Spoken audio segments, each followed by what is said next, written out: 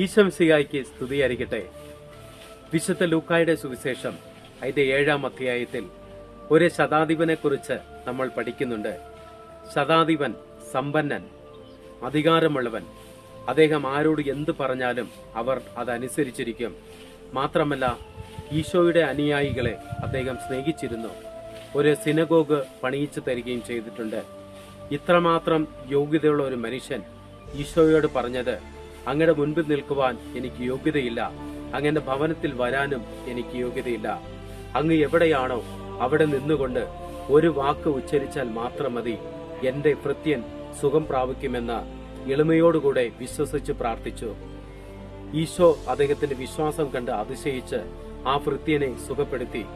സ്നേഹമുള്ളവരെ, നമ്മൾ എത്ര സമ്പന്നരാണെങ്കിലും, എത്ര അധികാരത്തിലായിരുന്നാലും, നമ്മൾ എത്ര ഉന്നതത്തിലായിരുന്നാലും, എളിമയോടുകൂടെ ദൈവത്തോട് വിശ്വാസം പ്രകടമാക്കുമ്പോൾ ഇതുപോലെ ദൈവം നമ്മളെയും കൃപയാൽ ഉയർത്തും. വിശുദ്ധ മത്തായിയുടെ സുവിശേഷം 23-ാം അധ്യായം 12-ാം തിരുവചനം, തന്നെ തന്നെ ഉയർത്തുന്നവൻ താഴ്ത്തപ്പെടും, തന്നെ തന്നെ താഴ്ത്തുന്നവൻ ഉയർത്തപ്പെടും. ആമേൻ.